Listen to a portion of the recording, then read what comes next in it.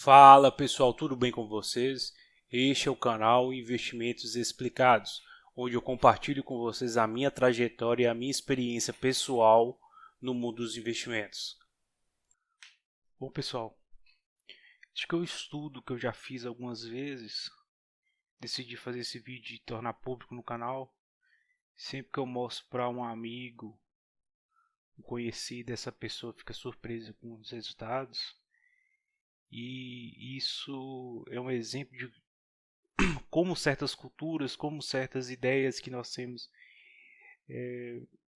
enraizadas no imaginário popular brasileiro, na cabeça das pessoas, elas são nocivas financeiramente. Então, eu quero que você pegue esse vídeo e entenda ele como um alerta, como uma precaução que você deve ter ao tomar decisões na sua vida. Que nem sempre, aliás, raramente, o que é consenso entre as pessoas, na verdade, é a melhor decisão. Principalmente no que se trata em relação a dinheiro no Brasil. O Brasil tem uma carência de educação financeira enorme. E esse vídeo vai exemplificar isso para vocês. Então a pergunta aqui é muito simples. O que é melhor? Você fazer uma faculdade de medicina e se tornar médico? Ou você pegar o que te custaria essa faculdade de medicina e investir, né? Gerar rendimentos a partir dessas mensalidades, tá? Aqui eu não estou fazendo juízo de valor de nada. Então, por exemplo, o que te levaria a fazer uma faculdade de medicina? Não são só os custos e a potencial rentabilidade do seu emprego, né, do seu diploma. Tem todas as outras questões aí que estão sendo desprezadas. Por exemplo, você querer ser médico, você querer salvar vidas, coisas desse tipo. Então, eu não estou falando de juízo de valor, não estou falando. Não é minha opinião aqui também não. Aqui é conta, que é matemática, tá? Eu peguei alguns dados aqui. A gente vai ver, por exemplo, a mensalidade do curso de medicina na PUC São Paulo. Eu peguei de São Paulo porque São Paulo é um centro habitacional, então tem mais demanda por médico, tem mais oportunidades para médico. Aqui na minha região é muito comum um cara se formar em medicina e trabalhar em São Paulo, né? Então perceba que os dados lá são mais razoáveis. Então, para você se formar hoje numa faculdade particular de medicina, você gastaria aí algo em torno de R$ 10.400. Aqui também eu vou deixar bem claro que eu vou excluir todos os custos, fora a mensalidade de medicina. Então, como assim? Por exemplo, se você está numa cidade e vai se mudar para São Paulo para cursar medicina, você tem que ver questões de alimentação, de aluguel, de internet, água, luz, enfim, vários custos seriam acrescidos dessa mensalidade, né? E eu excluí todos eles. E lá na frente também, quando eu faço a conta em relação aos salários dos médicos, eu também vou excluir uma série de custos, como por exemplo imposto, sobrevivência, né? Não vou considerar que o dinheiro que ele ganha é só para botar para render ou para pagar a dívida. Ele não tem que comer, ele não tem que nada. Igual nós vamos fazer aqui no caso da mensalidade, porque na verdade eu não preciso fazer para mostrar o tanto que é discrepante os valores. Eu não preciso fazer questão desses custos, né? Desconsiderando eles, o que é um facilitador de conta, a distância financeira de uma opção e outra já é absurda, entendeu? Mas vamos lá. Nós temos o valor da mensalidade aqui, tá? Nós temos a rentabilidade anual e mensal do CDI, que é um indicador de renda fixa privada. Peguei o CDI porque o CDI nós temos dado dele desde 1994, então é um resultado mais, digamos, confiável, né? Desde o início do Plano Real a gente tem dados sobre o CDI, tá? E a gente percebe que se a gente reajustar a mensalidade, porque a gente está investindo, né? Então, todo mês, em vez do cara ir lá pagar a faculdade de medicina, ele vai aplicar uma mensalidade e vai ter o retorno sobre os valores colocados anteriormente, né? Então, no período de 6 anos, ele vai acumular a bagatela de quase 1,3 bilhões de reais. Esses 1,3 milhões de reais que ele acumula aqui seria o que ele está deixando de ganhar para cursar medicina.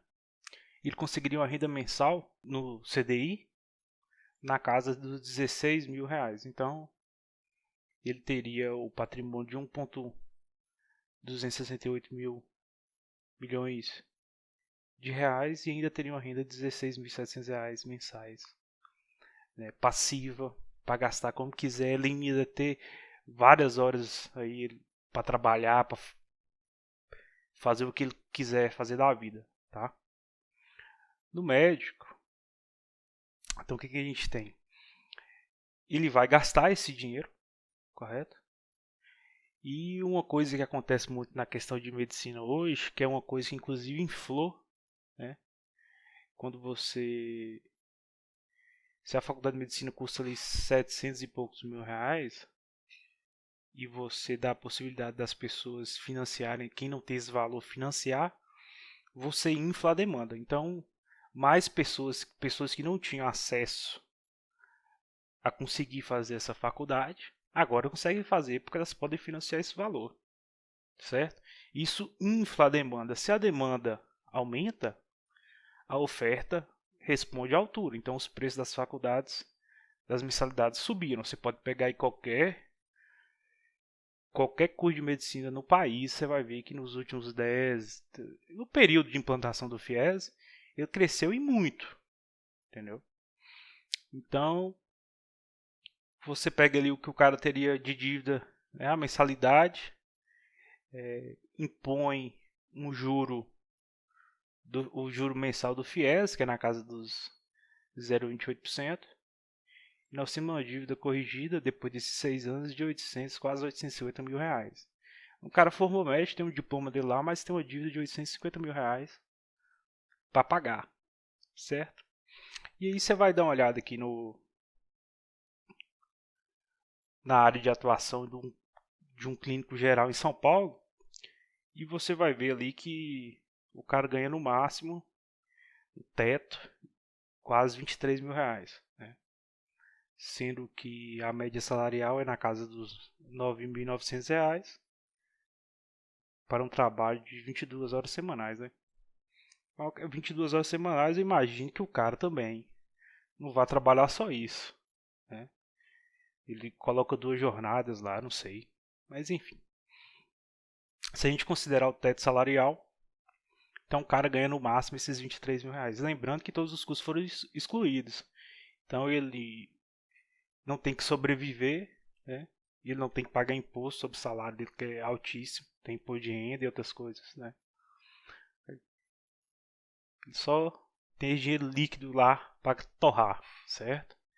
Então, de um lado nós temos um cara que ele não fez faculdade, ele não ficou anos e anos estudando, estressado, abdicando de várias coisas, acumula um patrimônio de 1,3 milhões de reais e tem uma renda mensal com esse patrimônio, né? Na renda fixa, veja bem, de 16.700 reais. Enquanto no outro caso, o cara esborrachou de estudar, adquiriu uma dívida enorme de 850 mil reais e consegue ganhar ali no máximo, se ele for prodígio na área dele, entendeu? R$ 22.900 reais. Então, para mim, tá nítido que foi um mau negócio. Então, pessoal, cuidado com as informações, com o senso comum, com o que as pessoas dizem em relação a finanças, porque o Brasil ele é muito defasado nesse aspecto. Então, muita coisa aí que é tratada como normal, aceitável, até bacana na sociedade, é um tiro no pé em relação às suas finanças, né? E aí a gente vê esse tipo de coisa aqui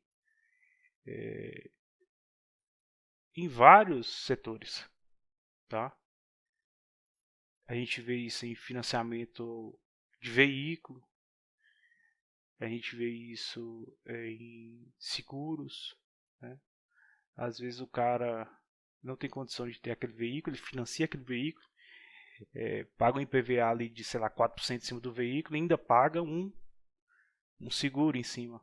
Então ele vai potencializando aquela perda que ele já fez merda, entendeu? E ele ainda vai, ano após ano, potencializando aquela perda que ele vai ter em relação a dinheiro.